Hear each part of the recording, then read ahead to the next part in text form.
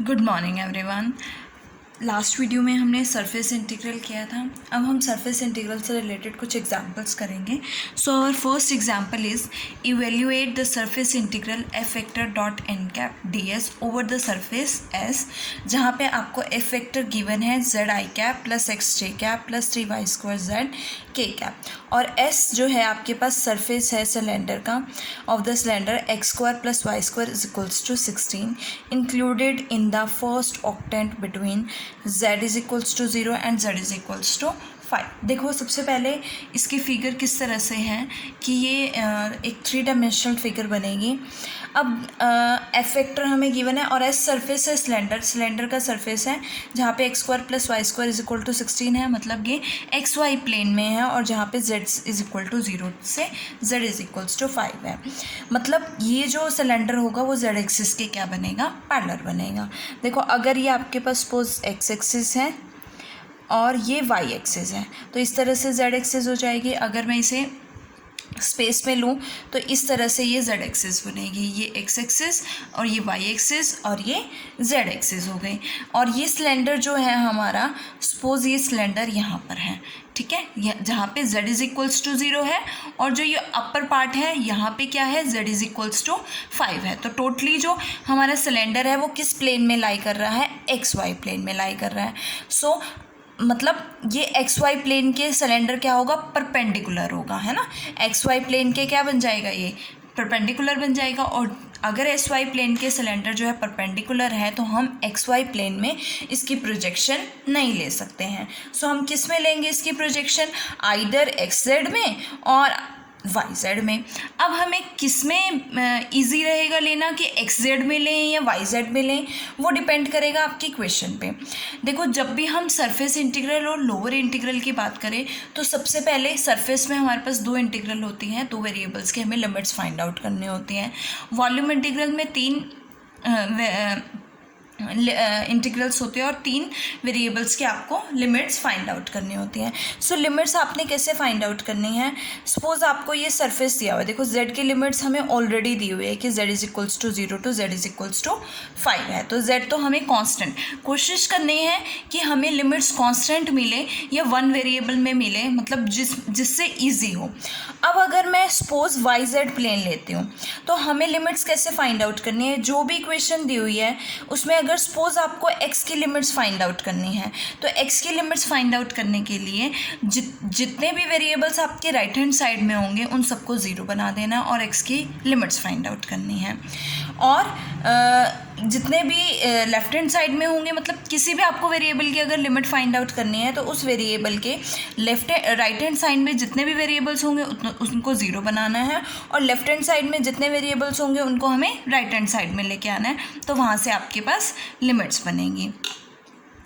अब देखो सबसे पहले अगर मैं यहाँ पे y की बात करती हूँ, अगर मैं y की लिमिट्स फाइंड आउट करती हूँ तो मुझे y के राइट में तो कोई भी वेरिएबल नहीं है, तो मुझे उससे 0 किसी को 0 नहीं बनाना है। एक्स स्क्वायर को अगर मैं राइट हैंड साइड में लेके आती हूँ तो मेरे पास क्या आएगा, Y square is equals to 16 minus X square. तो इट मीन्स y की लिमिट्स क्या आएगी, 16 minus square root 16 minus X square, और z इज इक्वल टू क्या है, और y क्या होगा, 0 से रूट 16 माइनस एक्स स्क्वायर होगा। 0 क्यों, क्योंकि आप फर्स्ट ऑक्टेंट में ले रहे हो। इसी तरह से अगर मैं x की लिमिट फाइंड आउट करना चाहती हूँ तो x की लिमिट्स कैसे फाइंड आउट होगी, इस x को आपने एज इट इज़ रखना है, इसके राइट हैंड साइड में y है, y को 0 बना दिया, लेफ्ट हैंड साइड में कुछ भी नहीं है तो x square is equal to 16 होगा और x is equal to plus minus 4, but first octant है तो x इज इक्वल टू 4 और x इज इक्वल टू 0 से 4 जाएगा। अब देखो z की लिमिट्स जो है ऑलरेडी कॉन्स्टेंट है, x की लिमिट्स कॉन्स्टेंट है, y की वेरिएबल में आ रही है, तो हम कौन सी प्रेफर करेंगे, x की लिमिट्स प्रेफर करेंगे, because constant limits find out करना इजी होता है। सो यहाँ पे हम कौन सा प्लेन कंसिडर करेंगे, एक्स जेड प्लेन कंसिडर करेंगे। मीन्स हमें प्रोजेक्शन जो है वो किस प्लेन में लेनी है, एक्स जेड प्लेन में लेनी है। तो अगर आपको प्रोजेक्शन एक्स जेड प्लेन में लेनी है तो मैंने आपको बताया था कि प्रोजेक्शन में क्या होता है, डी एस किसके इक्वल हो जाएगा, सो यहाँ से ds की वैल्यू, क्योंकि हम प्रोजेक्शन कहाँ पे ले रहे हैं, एक्स जेड प्लेन में ले रहे हैं, तो ds आपके पास क्या आएगा, dx dz divided by magnitude of n cap dot j cap, जहाँ पे n कैप क्या होगा, यूनिट नॉर्मल होगा। अब इसका मैग्नीट्यूड है। अब हमारे पास लिमिट्स लिख लेते हैं। लिमिट्स हमारी क्या आई है, x is equal to 0 to 4 and z is equals to 0 to 5 हो जाएगी। सो ये लिमिट्स होगी। अब हमें क्या इंटीग्रल फाइंड आउट करना है, सरफेस इंटीग्रल फाइंड आउट करना है। What is surface integral, surface integral आपके पास s F vector dot N cap D s है। अब हमें क्या फाइंड आउट, एफ वेक्टर तो हमें गिवन है, हमें क्या फाइंड आउट करना है, एन कैप। एन कैप मतलब यूनिट नॉर्मल, मतलब हमें नॉर्मल का यूनिट, नॉर्मल के along unit vector find out करना है। तो सरफेस क्या है हमारे पास, एस सरफेस क्या है, X square plus Y square is equal to 16।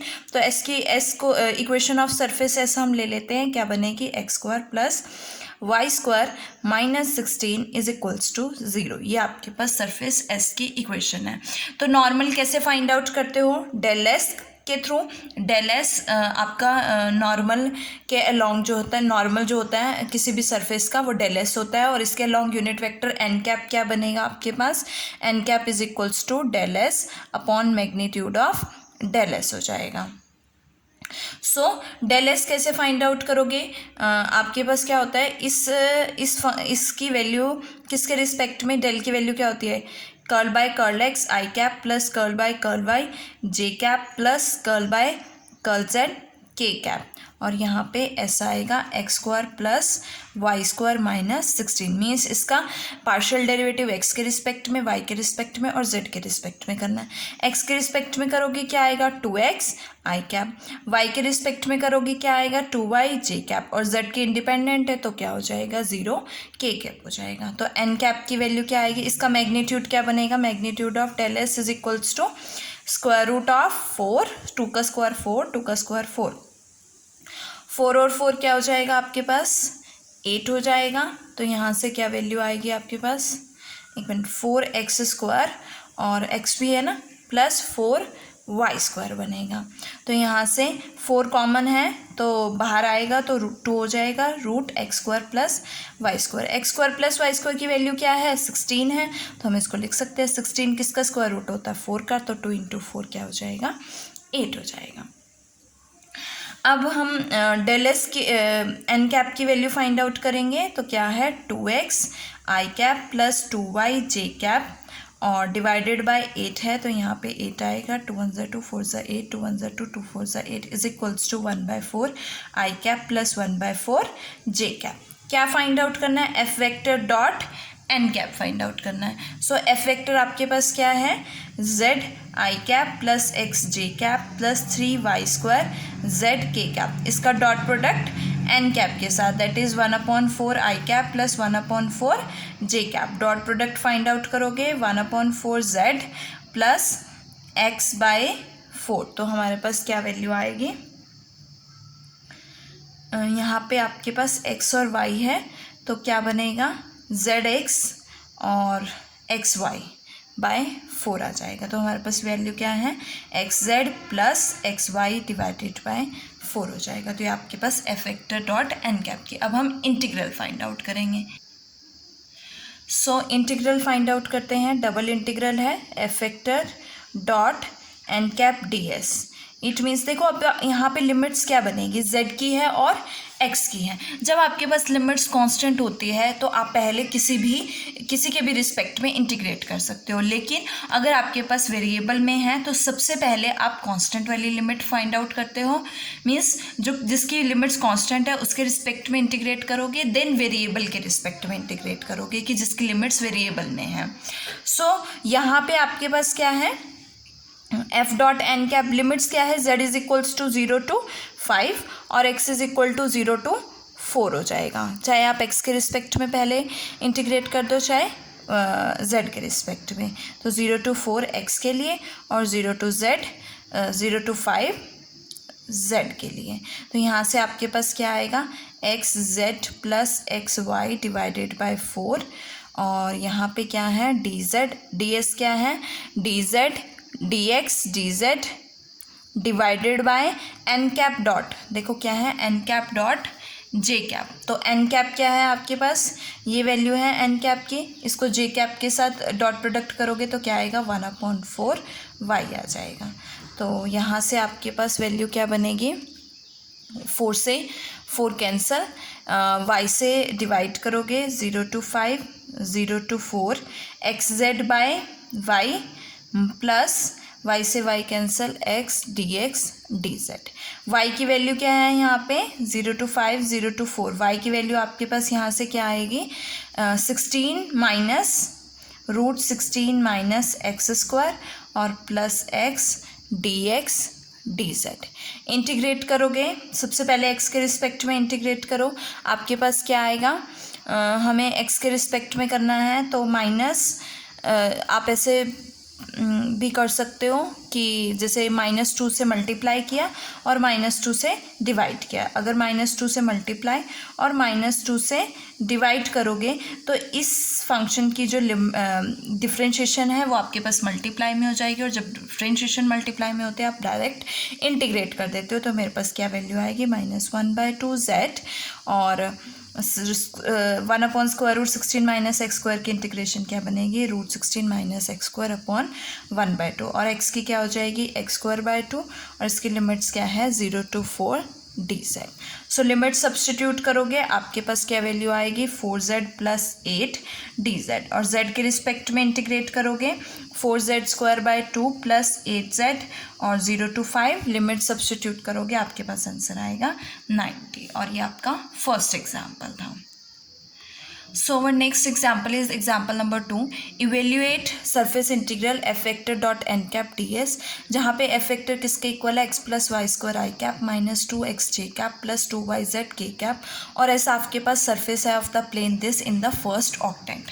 सो सबसे पहले हमें क्या चाहिए, n कैप चाहिए। n कैप के लिए सरफेस आपके पास क्या है, सरफेस की equation of surface s b क्या है आपके पास इज़ 2x + y + 2z - 6 = 0। सबसे पहले डेल एस फाइंड आउट करोगे, इसका डेरिवेटिव x के रिस्पेक्ट में 2 i कैप हो जाएगा, y के रिस्पेक्ट में 1 j कैप हो जाएगा और z के रिस्पेक्ट में 2 k कैप हो जाएगा। और डेल एस का मैग्नीट्यूड क्या बनेगा, √2 का स्क्वायर 4 + 1 + 4 4 4 8 और 1 9 9 का स्क्वायर रूट क्या होता है 3 होता है। तो एन कैप क्या बनेगा, del S upon magnitude of del S that is equals to हमारे पास क्या आएगा 2/3 i cap plus 1/3 j cap plus 2/3 k cap. Next क्या फाइंड आउट करना है, f vector dot n cap. तो f वेक्टर क्या है, ये है आपके पास x + y² i cap minus 2x j cap plus 2yz k cap. इसका डॉट प्रोडक्ट हमें किसके साथ करना है 2/3 i cap plus 1/3 j cap plus 2/3 k cap हो जाएगा। डॉट प्रोडक्ट करोगे आपके पास क्या आएगा 2/3 x + y² और माइनस 2/3 x और प्लस में 24 y z अपॉन 3 हो जाएगा। यहाँ से 2/3 x और 2/3 x से 2/3 x जो है वो कैंसल आउट हो जाएगा और हमारे पास क्या वैल्यू आएगी 2/3 y² प्लस 4yz/3 हो जाएगी। तो ये f vector dot n cap आ गया। अब हमें फाइंड आउट करना है कि हम प्रोजेक्शन जो है एस सरफेस के वो कौन से प्लेन में लेंगे। देखो जो ये हमारा प्लेन है वो 3D है, मतलब ये स्पेस में है। हम किसी भी जो है प्लेन पे इसका जो प्रोजेक्शन ले सकते हैं, एक्स वाई पे चाहे तो एक्स वाई पे ले सकते हैं, वाई जेड जेड एक्स पे, तो लेकिन हम उस पे लेंगे जिससे हमें फाइंड आउट करना इजी है। सो सबसे पहले देख लेते हैं कि एक्स की लिमिट्स क्या बनेंगी। अगर मैं एक्स की लिमिट्स फाइंड आउट करूँ, first octant X is equal to 0 to something होगा, तो यहाँ पे एक्स को छोड़ के बाकी सबको आपको क्या करना है 0 करना है। तो ये दोनों 0 हो जाएंगे, राइट हैंड साइड में 0 हो जाएंगे, लेफ्ट हैंड साइड में कुछ भी नहीं है, तो आपके पास 2x 6 इज इक्वल टू 6 और x इज इक्वल टू 3। तो x की लिमिट्स क्या बनेगी 0 to 3। और अगर मैं y की बात करूँ तो y के राइट में z है, z 0 हो जाएगा, लेकिन जो लेफ्ट में 2x है वो राइट हैंड साइड में आ जाएगा, तो that is y is equal to 6 minus 2x, तो 0 to 6 माइनस 2x बनेगा। और z is equals to z is equals to z के लेफ्ट में 2x और y है, तो उनको राइट हैंड साइड में ले जाओ, राइट में कुछ भी नहीं है, तो आपके पास क्या आएगा, देखो 2z is equals to 0 to 2z is equals to 6 minus 2x, क्या बनेगा 6 minus 2x minus Y divided by 2। अब देखो अगर मैं जेड एक्स प्लेन लेती हूँ तो इसमें आपके पास क्या आएंगे लिमिट्स, एक लिमिट्स कांस्टेंट है, सो x की लिमिट्स आपके पास कांस्टेंट है, बट z की लिमिट्स जो है दो वेरिएबल में हैं, और अगर मैं y z लेती हूँ तो दोनों ही लिमिट्स वेरिएबल में हैं। लेकिन अगर मैं एक्स वाई लेती हूँ तो आपके पास क्या आएगा, एक लिमिट कांस्टेंट आएगी और एक वन वेरिएबल में आएगी। जनरली जब आपके पास तीनों केसेस हम ले सकते हैं कि एक्स वाई, वाई जेड और जेड एक्स, तो हम यूजुअली जो है एक्स वाई ही लेते हैं, क्योंकि एक्स की लिमिट्स आपके पास कांस्टेंट आ जाती है और वाई की लिमिट्स वन वेरिएबल में आ जाती है। तो यहाँ से हम एक्स और वाई प्लेन जो है कंसिडर करेंगे। तो एक्स वाई प्लेन कंसिडर करते हैं तो हमारे पास क्या बनेगी, डी एस की value, D S is equals to D x D Y divided by magnitude of N cap dot K cap. और N cap dot K cap क्या बनेगा, देखो एन कैप क्या है, ये N cap dot K cap क्या बनेगा, 2/3 बनेगा, तो that is 3/2 D x D Y हो जाएगा। इंटीग्रल में सब्सटीट्यूट करोगे, integral over S F vector dot N cap D S is equals to F vector dot N cap क्या है 2/3, 2/3 आप कॉमन भी ले सकते हो, 2/3 कॉमन आ रहा है। इंटीग्रल सबसे पहले लिमिट्स हम वेरिएबल वाली लेंगे, मतलब y के लिए 0 to 6 माइनस 2x। सो सबसे पहले हम वेरिएबल वाली लिमिट्स को सॉल्व करते हैं, देन हम कांस्टेंट लिमिट्स को सॉल्व करते हैं। तो सबसे पहले हम y के लिए लेंगे और देन x के लिए लेंगे, दैट इज़ 0 to 3। तो यहाँ से 2/3 हम इसमें से कॉमन ले सकते हैं, आपके पास क्या आएगा y² प्लस 2yz, और यहाँ पे आपके पास वैल्यू क्या बनेगी 3/2 है, तो 3/2 dx dy, 2 से 2 कैंसिल, 3 से 3 कैंसिल, आपके पास क्या वैल्यू आएगी y² प्लस 2yz। अब देखो हमारे पास z तो नहीं है, हमें एक्स वाई प्लेन में लिया, तो हम z की वैल्यू कहाँ से फाइंड आउट करेंगे, यहाँ से फाइंड आउट करेंगे। क्या आएगी आपके पास z की value 6 minus 2x, z is equals to 6 minus 2x minus Y divided by 2 हो जाएगा। तो यहाँ से क्या बनेगा, सब्सटीट्यूट कर दो, 0 to 3 integral 0 to 6 minus 2x y² plus 2y और z की value 6 minus 2x minus Y divided by 2 हो जाएगा, और dx dy बनेगा। यहाँ से आपके पास क्या वैल्यू आएगी 0 to 3, 0 to 6 माइनस 2x और y² 2 से 2 cancel, plus 6y minus 2xy और minus y², that is dx dy हो जाएगा। तो y² से y² cancel, we get 0 to 3, 0 to 6 minus 2y, 6y minus 2xy हो जाएगा, और यहाँ से dy, सबसे पहले y के रिस्पेक्ट में इंटीग्रेट करोगे ना, तो यहाँ से आपके पास y कॉमन आ रहा है, 0 to 3, 0 to 6 minus 2x, y common ले लो, y यहाँ से 2y कॉमन आ जाएगा, तो 3 माइनस x रह जाएगा dy dx। अब y के रिस्पेक्ट में इंटीग्रेट करोगे, आपके पास क्या आएगा y के रिस्पेक्ट में इंटीग्रेट करने से, that is 2y² by 2 limits 0 to 6 minus 2x और 3 माइनस x dx। तो 2 से 2 कैंसल, सब्सटीट्यूट कर दो, 0 से 3, 3 minus x, 6 minus 2x whole square, और माइनस 0 के लिए तो 0 हो जाएगा। सो यहाँ से आपके पास देखो क्या वैल्यू आएगी 0 to 3, 3 माइनस एक्स, यहाँ से 3 कॉमन ले सकते हो, 2 कॉमन ले सकते हो, 2 का स्क्वायर क्या हो जाएगा 4 हो जाएगा, तो क्या बचेगा 3 माइनस एक्स का होल स्क्वायर dx। तो क्या वैल्यू आएगी, माइनस कॉमन ले सकते हो और 3 माइनस एक्स होल स्क्वायर को x माइनस 3 लिख सकते हो, तो -4 इंटीग्रल 0 to 3 x माइनस 3 का होल क्यूब dx। तो इंटीग्रेट करोगे आपके पास x माइनस 3 की पावर 4 डिवाइडेड बाय 4, तो बाहर ले लेते हैं 0 to 3 हो जाएगा, तो 4 से 4 कैंसिल, -1 हो जाएगा।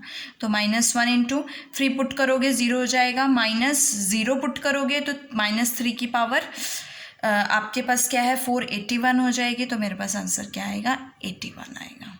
सो इसके साथ आपका ये एग्जाम्पल यहीं ख़त्म होता है, ये आपका रिक्वायर्ड आंसर है। So our third example is same as example number 1, but इसमें आपके पास डिफरेंस क्या है, उसमें आपके पास f वेक्टर था और यहाँ पे 5x स्केलर क्वांटिटी है। जस्ट आपको सेम करना है, सरफेस भी सेम है और ऑक्टेंट भी सेम है। तो सरफेस आपके पास क्या है x² + y² is equal to 16 है। n कैप आप कैसे फाइंड आउट करोगे, s वही डेल एस से, एस सरफेस क्या है आपके पास x² + y² is equals to 16। तो जैसे आपके पास वहाँ पे एक्स एन कैप की वैल्यू आई थी 1/4x आई कैप प्लस 1/4y जे कैप, सेम होगा, सिर्फ आपको 5 से इसे क्या करना है मल्टीप्लाई करना है। तो अगर मैं 5 से मल्टीप्लाई करती हूँ तो मेरे पास क्या वैल्यू बनेगी, that is 3/8 into 4, that is 8 4 32 है ना। तो x y z है तो x² yz हो जाएगा, प्लस अगेन 3/32 और यहाँ पे क्या बनेगा xy² z हो जाएगा। तो ये वैल्यू है सेम इंटीग्रल, इसमें आप सेम x z प्लेन लोगे जैसे हमने उसमें प्रोजेक्शन जो है हम सेम वही सिलेंडर है xy प्लेन पे, इस तरह से ऊपर की तरफ x इज इक्वल टू 5 है, नीचे z इज इक्वल टू 5 है, नीचे z इज इक्वल्स टू 0 है। z एक्सिस के पैरेलल होगा बट ये xy के परपेंडिकुलर होगा, तो प्रोजेक्शन जो है हम xy में नहीं ले सकते हैं, या xz में लेंगे या zy में लेंगे। तो xz में हम इसकी प्रोजेक्शन लेते हैं बिकॉज इस केस में आपके पास दोनों ही लिमिट्स जो हैं कांस्टेंट आती है, जो कि क्या बनेगी x is equal to 0 to 4 and z is equals to 0 to 5, तो गिवन है आपको। तो यहाँ से इंटीग्रल बनेगा 0 to 4 0 to 5 और 5 n कैप क्या है आपके पास 3/8 x² y z i cap plus 3/32 x y² z j cap और dx dz डिवाइडेड बाय क्या होता है dx dz के n cap dot j cap, तो n cap dot j cap क्या बनेगा 1/4y बनेगा। सेम वैसे ही आप इसे सॉल्व कर सकते हैं। तो इसके साथ आपका ये थर्ड एग्जाम्पल जो है यहाँ पे ख़त्म होता है। सो आप इसे जो है इसी तरह से सॉल्व करके फाइंड आउट कर सकते हो। नेक्स्ट 2 एग्जाम्पल्स हम नेक्स्ट वीडियो में करेंगे।